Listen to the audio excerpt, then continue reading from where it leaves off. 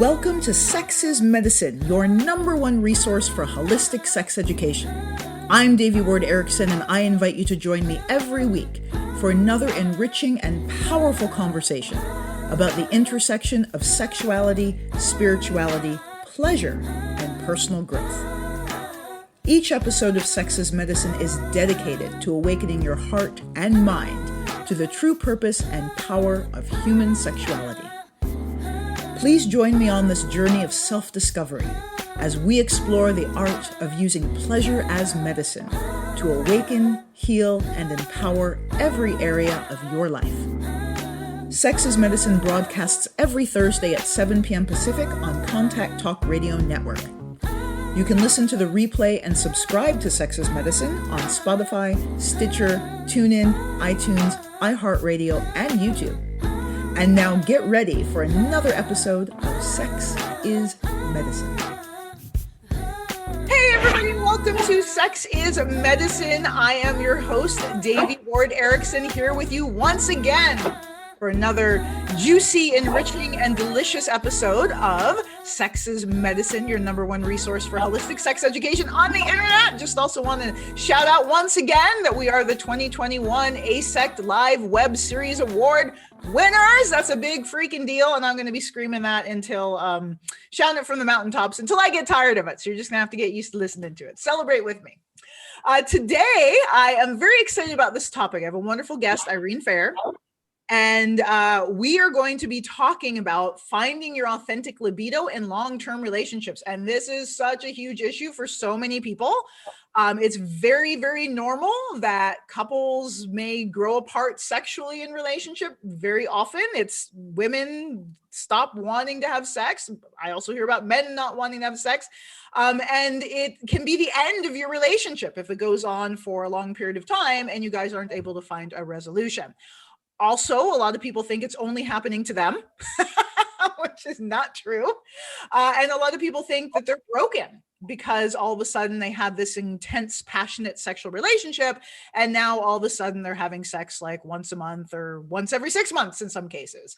So Irene is going to be our voice of wisdom and reason and help us decode and demystify and understand what's going on when we lose interest in sexual intimacy with our long-term partner. So thank you. Welcome, Irene. It is so great to have you. Thanks for reaching out to be a guest on our show and offer all of your wisdom to our audience.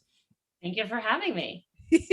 So to get started, because as I've said, I don't like reading people's bios. I would much prefer to hear it straight from the horse's mouth. So tell us a little bit about who you are and where you come from and why this, why sex and intimacy coaching? Well, I'll actually start with that question first. So why sex and intimacy coaching is because I was in the place where so many of my clients are today. And that place is I ended up losing my libido. And ended up in a sexless marriage when I was married. This was now 15 years ago. And I was so lost, so confused. It was devastating for me. I was heartbroken. And it resulted in a divorce. Mm-hmm. We didn't know how to face this together. We didn't know how to talk about this. And it was, like I said, devastating. Mm-hmm. And this journey led me first to shut down, to go into deep depression, to disconnect from my own body, to stop dating, to think that I was really broken sexually, that sex was not something that was for me, that was really available for me to enjoy. And after those about 4 or 5 years of shutdown, I had literally a spiritual awakening, which looked like an emotional breakdown. Mm-hmm. It's funny how that happens. Funny how those happen. I love how Brene Brown talks about it. It's like, yeah, I had a nervous breakdown / spiritual awakening. And I started doing my own work, working with a sex coach, trying to understand my sexuality. And during that experience, I realized, wow, there was nothing broken with me. Yeah. There's nothing wrong or broken with me sexually as a woman. There's actually nothing wrong with us as a couple. There was certainly nothing wrong with our love or connection, but that we didn't know how to deal with some of the very normal, natural challenges that couples face. Mm-hmm. And my own experience understanding this, but more importantly, feeling and reawakening my own sexual desire and connecting to pleasure, connecting to my own sensuality, connecting to that energy inside of me. I remember there's a moment where I just knew that I needed to do this work because I knew I wasn't the only one. Because as soon as I started opening up about my own journey, women literally crawled out of the woodwork telling me this is what was happening for them as well. The same challenges and even the same words that they were using. Like, I'm broken, what's wrong with me? Look at my husband, he wants to have sex, why can't I? And so, and again, thinking that we were broken, that something was wrong with us, that we're supposed to be this way and we're not, and our bodies are rebelling or are really not working for us. And again, what I learned through my own sexual journey, I wanted to scream it off of the top of the rooftops. It's like, women, we're not broken. Here's what we need to understand. And I really also wanted to educate couples and change the trajectory of couples relationships. You know, I was in this place where we were madly in love with each other. We were creating these dreams for the future. And pretty much out of the gate for my relationship, my libido started to tank. And there went our dreams. There went, again, being in love with each other. And the connection deteriorated into silence and pain and resentment.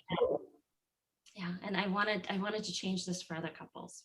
So this is what that's what you do now. Yes. Awesome. Sorry to interrupt there. And so, yes, I was actually going to say, like, I love how your work now was birthed out of your own healing journey. To me, that is so important, right? And in order to like feel safe and to trust the practitioner, it's so helpful for me to know that you've done this yourself, that what you're teaching me has been effective in your own life. And it's something that you practice and you utilize. It's not just something you read in a book or got at university and were able to like check all the right boxes on your multiple choice test. This is actually embodied wisdom that you're sharing. And so I celebrate that and applaud that. So yeah. So you talk about 4 myths that kill women's libidos and make us feel sexually broken when we're not. What are these 4 myths? Because that is so important. Well, again, using my own relationship as an example, the first myth is all about what happens in the beginning and how we think sexual desire should be for women. So think of the beginning stages of a relationship. What happens? Well, there is certainly sexual attraction and excitement.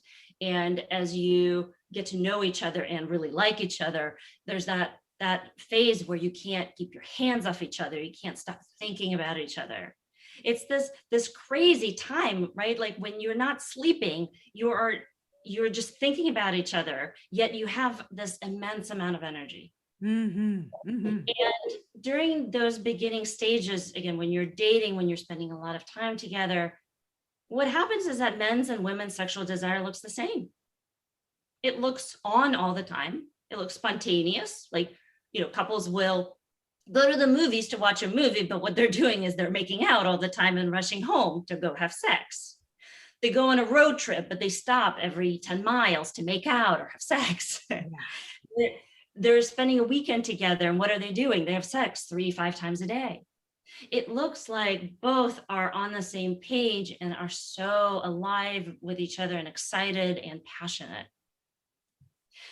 But what happens over time with a relationship is that it deepens. And in addition to the fun and the excitement, you start to add in responsibilities. And you start to also have moments of disagreement, which breed resentment and feeling like you're not really heard or really understood.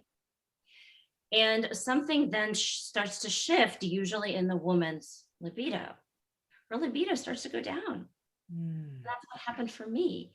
I first lost lubrication, so I couldn't really lubricate naturally. I went to the doctor. I was told, oh, just use lube, as if lube is the solution to arousal and feeling connected and all of that. But then naturally, by continuing to use lube, but changing nothing else, sex started to get very painful because I wasn't getting aroused. Mm. And then my libido tanked completely. So I thought it was purely sexual, but again, I wasn't aware that so many things were changing in the relationship. We weren't just making out spontaneously. My boyfriend, who turned husband, was spending time at work, and we would connect only in the evenings, and the texts, "I'm thinking about you," stopped. And the passionate kisses when he came home stopped. And all these other things, like I said, resentments and disagreements started to pile up. And so the first myth, again, is thinking that the way it was in the beginning is the way it's going to be long term. And we have to understand that what's happening in the beginning has all the important nutrients that we need for libido. And that in the beginning, they're there because the hormones are there, the excitement, the newness, the sexual attraction. And they're so strong because our whole species, the survival of our species depends on them for procreation, right? We hook up with each other because of these hormones, not only because of the hormones, but that's a big part of it. And we're meant to hook up and make a baby, whether or not we do that. But once the hormones wane, we have to intentionally add practices that keep these activities, or the way I think about them as nutrients, alive. And the 4 nutrients are, first of all, space for yourself and not just merging into the relationship and losing yourself, right? Doing the activities that you love, taking time to be silent, to relax, to indulge in pleasure, be it a massage or just going out in nature or whatever works for you. The second nutrient is emotional connection. Again, couples who don't talk to each other during the day, and once they have children are just kind of passing each other in the hallway, talking about practicalities, they start to lose that connection. But that's necessary. That's what had her, the woman, feel so excited for sex in the beginning. The third nutrient is touch, goalless touch. Again, those makeout sessions in the theater, those spontaneous moments in the car. Women specifically, we need that touch that's not linked to having sex right away.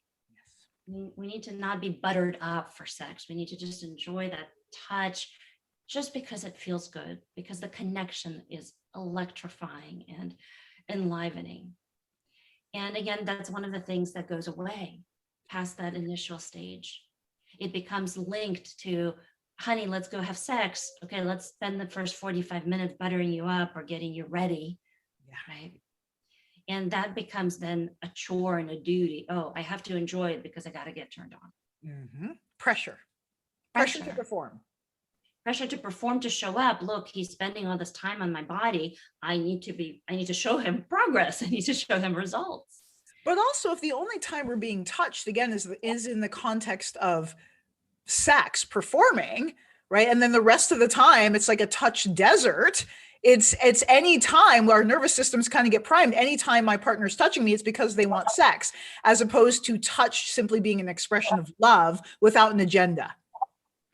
Exactly. Or even an expression of sexuality without an agenda, right? Yes. Without trying to get to penetration or to orgasm, but being sexual and expressing sexual feelings, sexual desire without, again, going somewhere. Yes. And this is one of these incredibly, like, just essential nutrients really for women's libido, is to have that space, to have the safety. And I love that you mentioned the nervous system, because in my work, I work with a nervous system. Mm-hmm. I am a somatic experiencing practitioner, where we work with the nervous system to help people feel safe in their own bodies, mm-hmm. and feel relaxed and be able to live life with more resilience. And that what happens to the nervous system, like you said, when you wire touch with sex, is that women start to react like they bristle when they're being touched, because there's then the cascade of, well, that means that he wants sex. That means I have to kind of get in the mood and perform. And so it creates this vicious downward spiral of the body shutting down, of the nervous system being always on edge, on alert. What's going to happen to me? What's next? Mm-hmm. And that is a libido killer. Just that in itself. I mean, we can start the conversation. Just kind of nailed the big piece.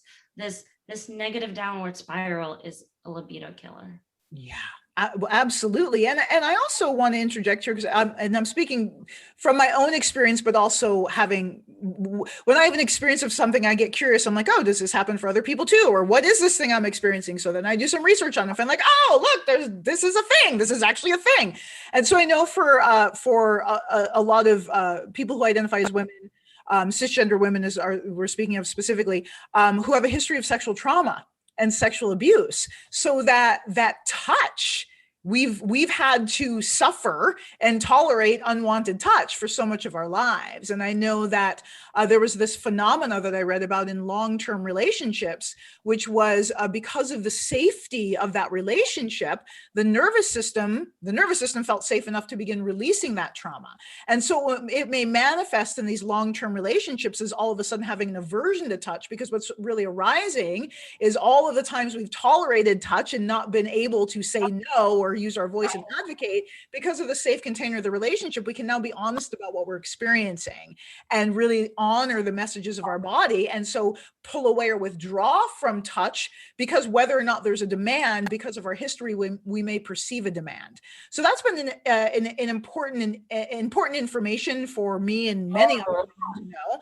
And then also important, I think, contribution to this conversation, because that can be really scary and alarming for people when you're in this loving relationship and you've previously enjoyed touch, and then all of a sudden touch becomes a trigger, and not understanding why and what's underneath that.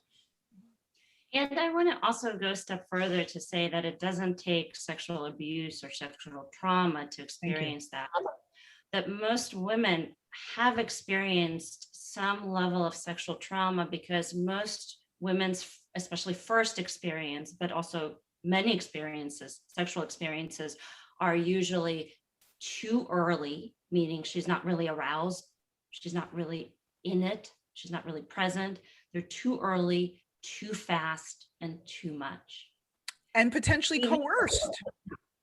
And potential coerced. But again, I'm also like, there's abuse, there's coercion, but then there is very loving, very safe relationships, very loving, patient partners, well-meaning partners. But generally, and this is part of the myths that I talk about, is that most women have sex on a man's timeline. Yes, thank you. And that actually creates the trauma. Again, it's too early, too much, too fast for her and her body. Yes. So when that's happening, what the response is, the body shuts down and, okay, let's just get it over with. I'll pretend I like it. I'll like some things, but again, I'll pretend for most things. Let's get it over with. It pleases him, quote unquote, right? It takes care of him to see me pleased. And what happens inside for so many women, and this was certainly part of my experience, is that I start thinking, well, sex is just not for me. I'm just not meant to enjoy it. Yeah, it's a chore, right? And yeah, doing anything out of duty and obligation. And again, the way we're wired as cisgender women is our sex is performative for our partner. And if we don't put out, then he's going to leave us for someone else. So we override our own body's wisdom in order to maintain the relationship. So I love that piece there. And again, in like understanding why our libidos may be shut down. Like if you've been tolerating sex for a long time, that's totally going to shut down your libido. And also, here's the thing.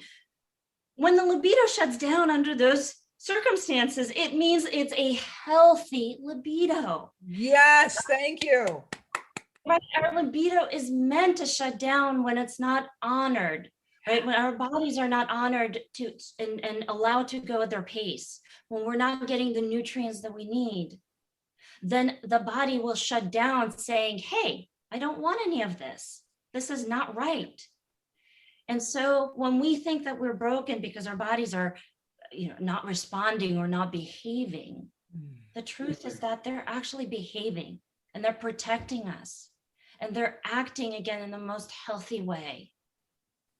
Yeah. And it's so important for women to understand. Again, so many women come to my practice, women such as myself, and they think there's something wrong with them. I should be, like the other myths that I talk about, I should be superwoman who can do it all. I should be able to crawl into bed exhausted and have sex with my partner. No, if your body is shutting down when you're exhausted, it's because you're exhausted and you need to sleep, you need to rest, you need to be pampered, you need to be fed, nourished, not put out your sexual energy. You need to fill it up and feed your body. And if your body is shutting down because also there's pain during sex, or you don't have lubrication, that's the body saying, hey, I need more than this. This is not right. I'm missing the essential nutrients, which is usually touch and emotional connection. And again, we need to listen to our bodies and really listen to the cues rather than superimpose these ideas or myths, because we're looking at the man who's having an easy time with his spontaneous libido. Here we are with our responsive libido, responding to all these negative contexts.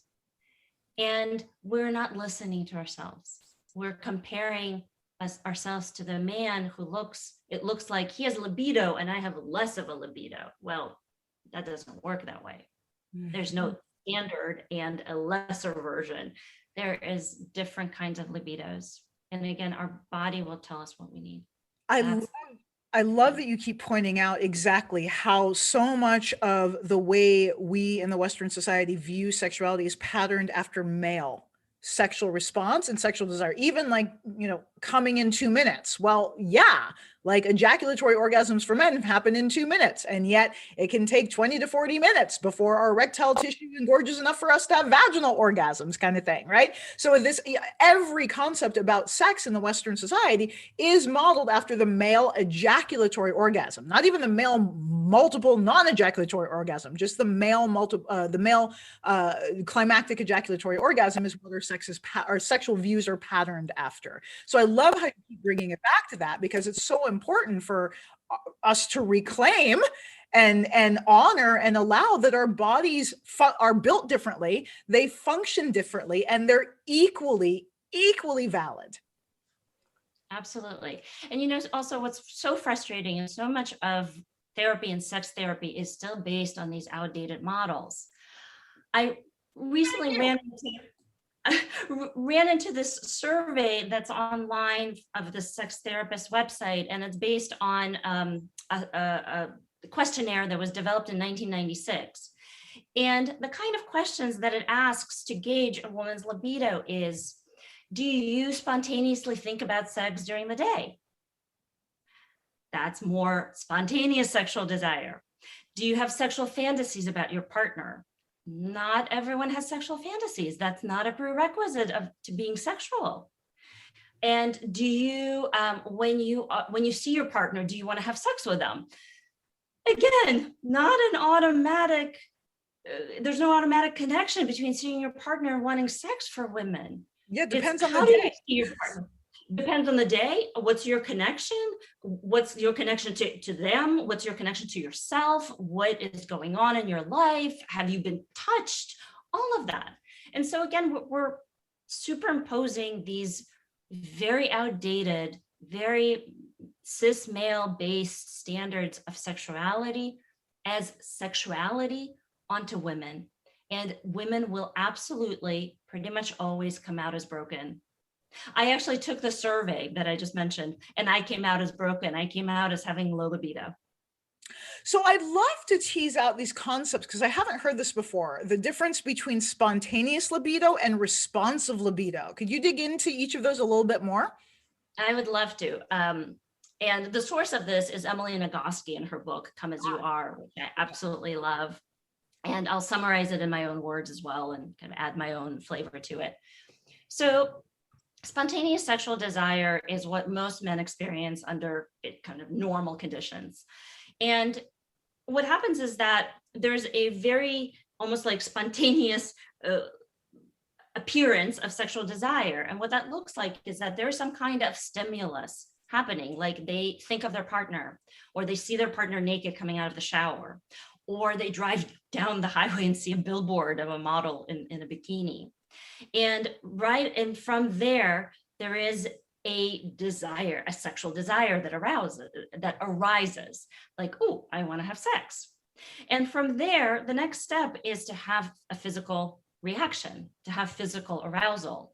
And that can happen within 20 seconds to a couple of minutes.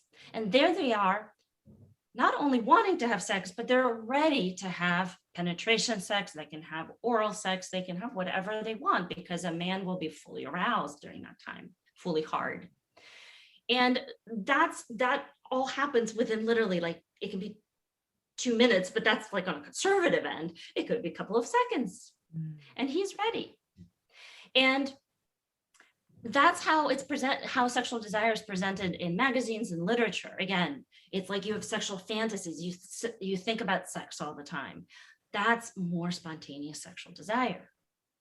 And so, can I pause you there to dig into that? Because we talked about in the beginning, when the relationship is new, there's the chemical support for spontaneous sexual desire for people with vulvas and vaginas. Because that new relationship energy, all of that, all those hormones that are coursing through our bodies give that support for both people having that kind of spontaneous sexual desire. But then as those hormones start to decrease, it changes for people for women. Yes. And also to add that those hormones drive us to do all the right things, like think about each other and reach out to each other, right? And do special things like getting that impromptu bouquet of flowers, or reaching over and touching like the leg of your partner or their back, or playing with their face, like stroking their face, reaching out for passionate kisses, lingering in bed for hours. Whereas, if you weren't with a partner, you would be doing something productive. But here you are wasting time in bed, right? Those hormones make us do all these, again, right things, quote unquote, because that's what sex hormones do. They draw us to each other. But when those sex hormones wane, we stop doing those things. We think that just because we're in a relationship and love each other, and because there was that sexual attraction, it's not that we don't need to do those things, but we don't even think about those things at all. And so they go by the wayside. But it's those things, precisely those things, that's what the woman is responding to with her responsive sexual desire. Like I said, the emotional connection, having a partner that is really listening to her, who feels her, who is really curious about her, wanting to really see her. And having that goalless touch and that attention on her body, exquisite attention. These are the three things: emotional connection, touch, and exquisite attention, that are fundamental nutrients for women.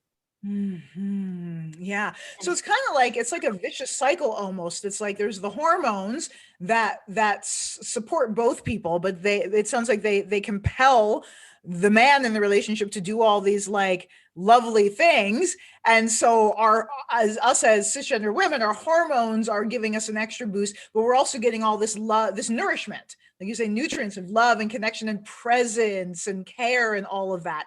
And so when that presence and care, it sounds like what you're saying is when that presence and care, when those external, manifestations of his hormones begin to decrease, then we're being robbed of the nourishment that we need for our libidos to flourish. It's also an interesting cycle, because in Tantra, we talk about that, how the more a man ejaculates, the more depleted he is. So if a man is not practicing semen retention in these early stages of relationship, he's going to ejaculate himself into exhaustion. And that's also part of the vicious cycle, is now he's freaking tired, and he doesn't want to do all this extra stuff because he's just come 100 times in the last week. Right.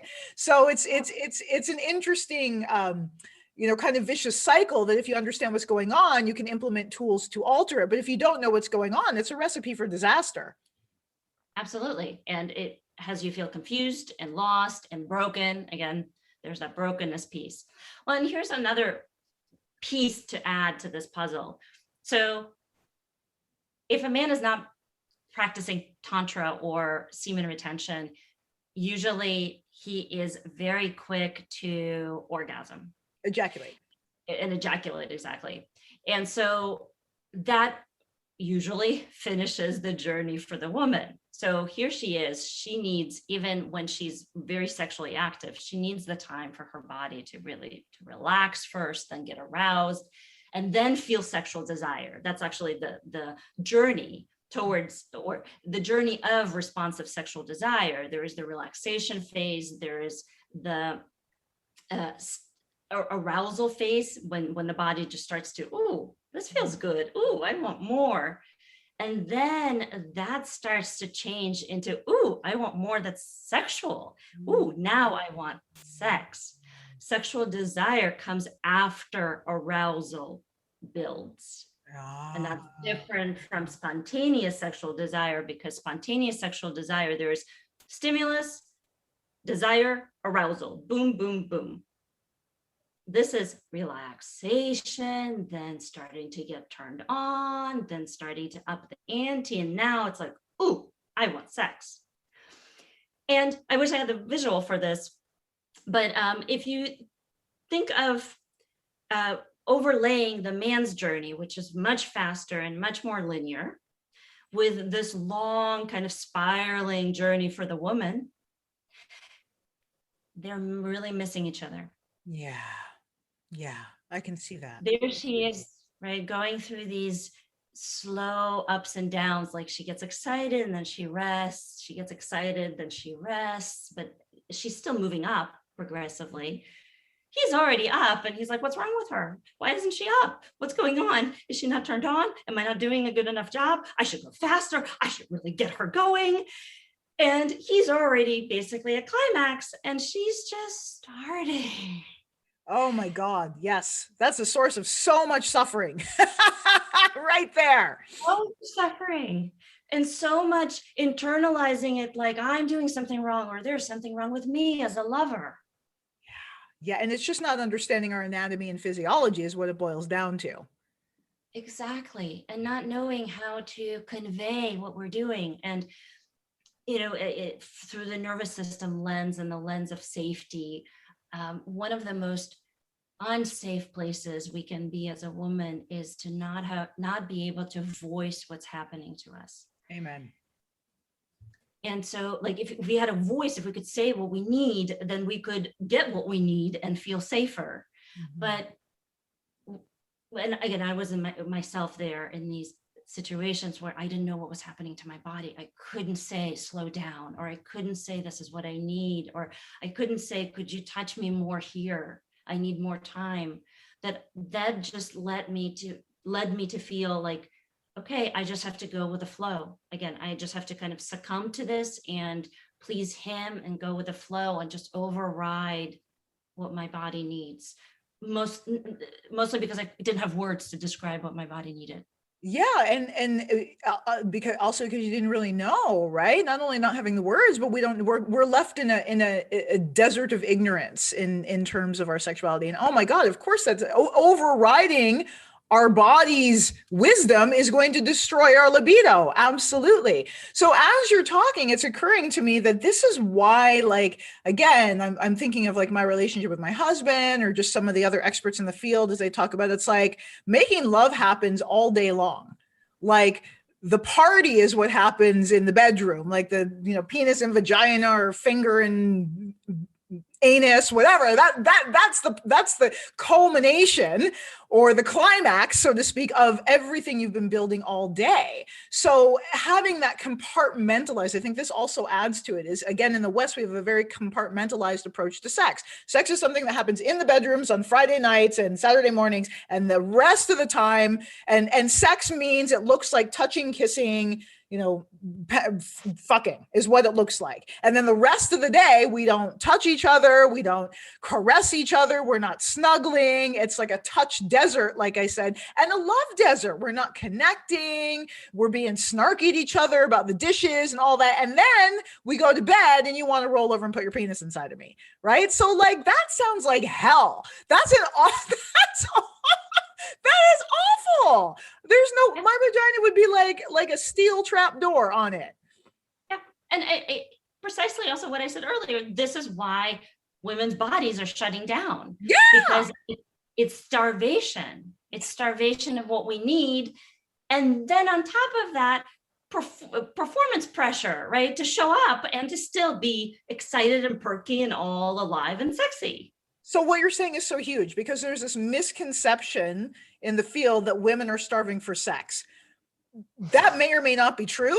I think that what you're saying is that what we're yearning for is nourishment. We're yearning for nourishment on the body, heart, soul, spirit, and sex. All of it together. But it's not just, we need to be fucked more. It's we need to be nourished on every level more. And the sexuality can be a part of that or a result of that nourishment. But we have to nourish the heart first. Exactly. And, the picture that you painted of all the things that are not happening during the day that should be, this is why I'm against this idea of foreplay. Because foreplay is like the play before sex. Again, it's the buttering up of the woman to get her ready. And I'm completely against that, which is why I've renamed it and really flipped the concept on its head to say that we need all play. There needs to be play, that connection, that snuggling, touch, caressing, kissing, emotional conversations, right? Emotional connection all the time. We cannot go through the week starving, or like using your analogy, I love it, the desert, right? Yeah. Being in the desert and then expected to just like the desert flower overnight just because you're supposed to have sex on Saturday night. We have to have that connection, the play, the touch, everything during the week, all the time. There's no time off. And then also, as you're talking, the word play is really clicking my bell, ringing my bells in terms of the nervous system, right? So play is the active aspect of the social engagement system of the autonomic nervous system. And play is necessary for safety, right? So we always think safety is like, oh, calm and quiet. I need to feel safe and soft lights and soft music. But sometimes safety is being able to spar and to play and have this direct eye-to-eye contact and feel safe in a very activated space, not just a still space. Mm-hmm. Absolutely. I love that that there's a full spectrum of play, from physical play to emotional play to sexual play to, just being free to do something, to not be constrained, to not be judged, to not think about what you have to do, what you should do, what the criteria are that you need to meet, but just that freedom. And here's also a cool thing about play, and specifically how it impacts men and women. For women, it makes us relax, right? It removes that pressure, that performance pressure. And for men, it's the same thing. When men are at play, they are available to connect emotionally. That's exactly what we need. So it actually happens to be that during play, we both need, or we get what we need to really connect with each other, that men can access more of the emotion, their hearts and their emotionality show up for women, and women during play can open up their sexuality and show up that way. And then like yin and yang, right? We meet each other. I love that. And play, again, goes back to pleasure, right? It's fun. We enjoy doing it. So again, it's pleasure is medicine. Yes, absolutely. Absolutely.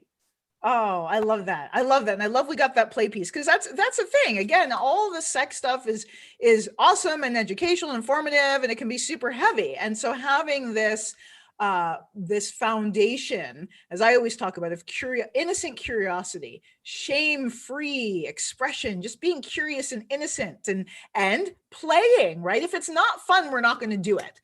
And that's what happens when our libido shut down. It's because at some point sex no longer was fun. And so we no longer want to do it because it's not play anymore. That's right. It's not play anymore. And it's not something that you're doing out of genuine desire. Yeah. And again, our libidos are smart. If it's not coming from genuine desire, why do it? Yeah. Yeah. And so it seems like in long-term relationships, part of the thing that gets in the way are these shoulds.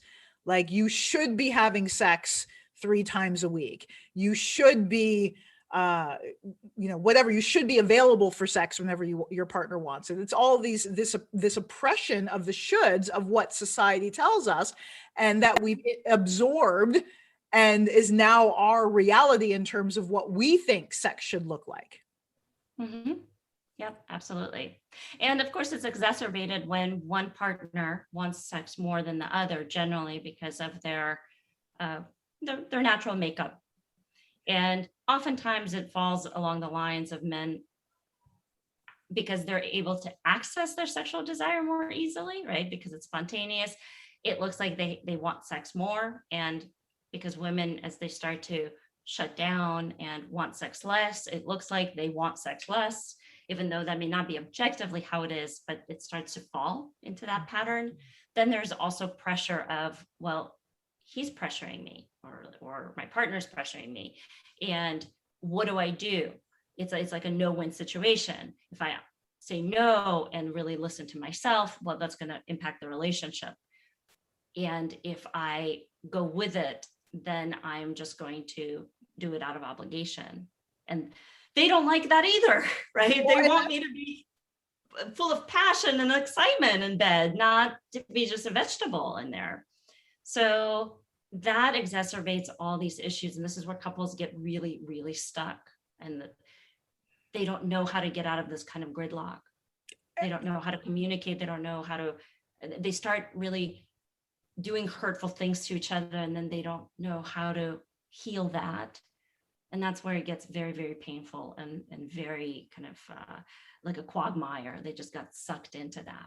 Yeah. And again, this like downward spiraling, self-fulfilling prophecy that is actually, if we understand what's going on, is I won't say fairly simple, but it's possible to tease it out and work with it and understand what's happening and then apply methods to support. So is that what you do in your work? Let's talk about your work specifically, because this has been so enlightening. And so, it's been so enlightening in terms of understanding the mechanisms and just like the natural, like the way we respond to desire, how we respond to desire, and what we need in order to maintain that desire. So how do you support couples who are looking to heal that divide, that sexual divide in their relationship? Thank you for that question. And my approach really is rooted in safety. Safety, relational safety, feeling safe with each other to really say what's going on. Certainly nervous system safety, feeling safe in your own body, feeling relaxed, not on edge, and grounded and regulated within yourself. And this is why I take my couples through a journey that is usually at least a year long. Wow. Because we have to really create the building blocks of safety before we do any kind of serious sex work, like sexual learning and having them practice different things. And this is where my approach is really different from so many other sex coaches. I don't just jump in and teach them all these sexual things. They're not ready for it.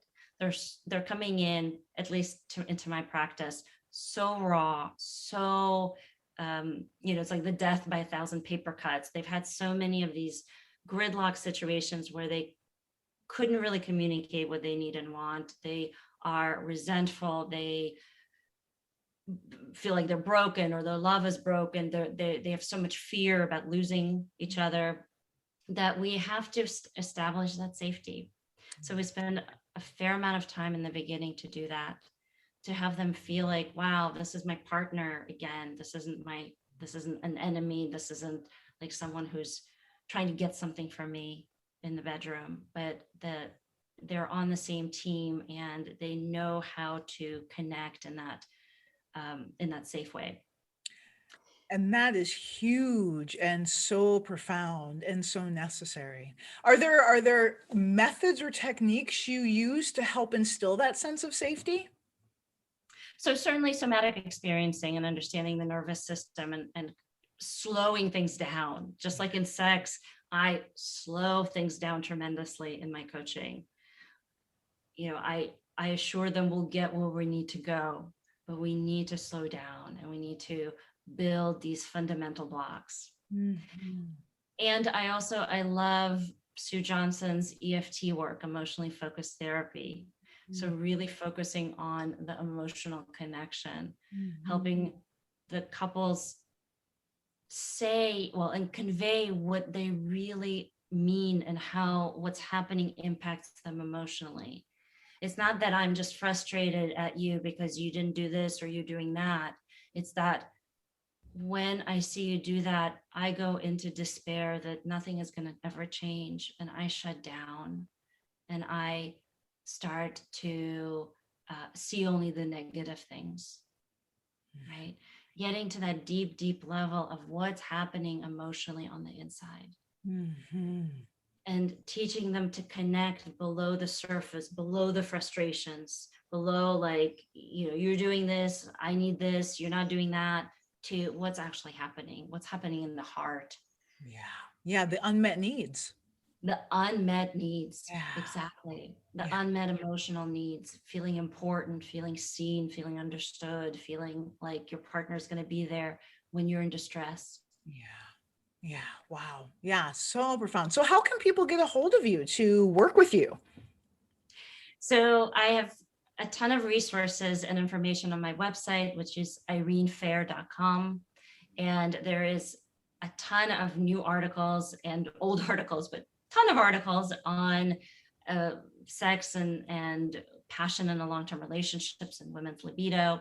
I also have a free program, a free 3-video online training called How to Want Sex Again. That's available on the website.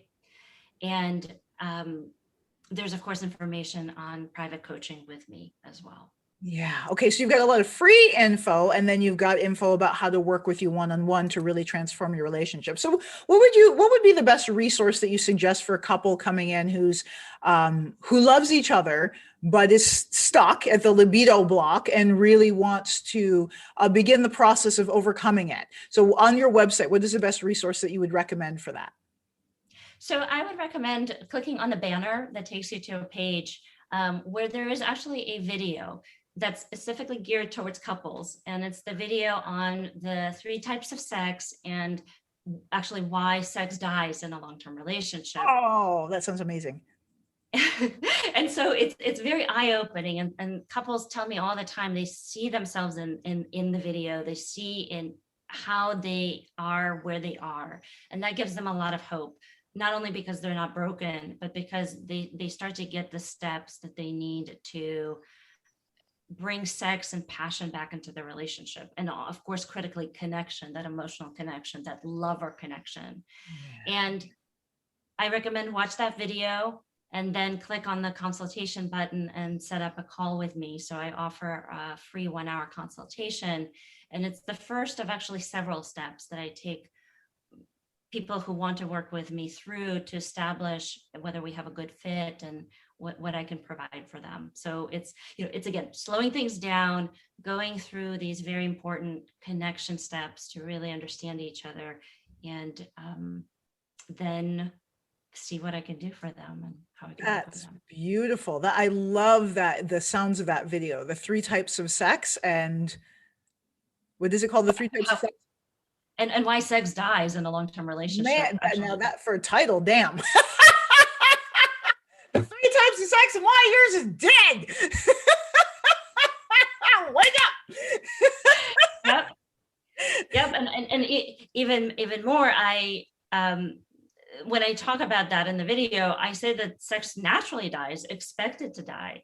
And that death is actually an opportunity to create the kind of sex that's intentional, that touches upon, like I said, all the nutrients that women need and couples need to make sex and passion sustainable and ever growing, not diminishing, ever growing and fulfilling, ever satisfying. So it's all in there.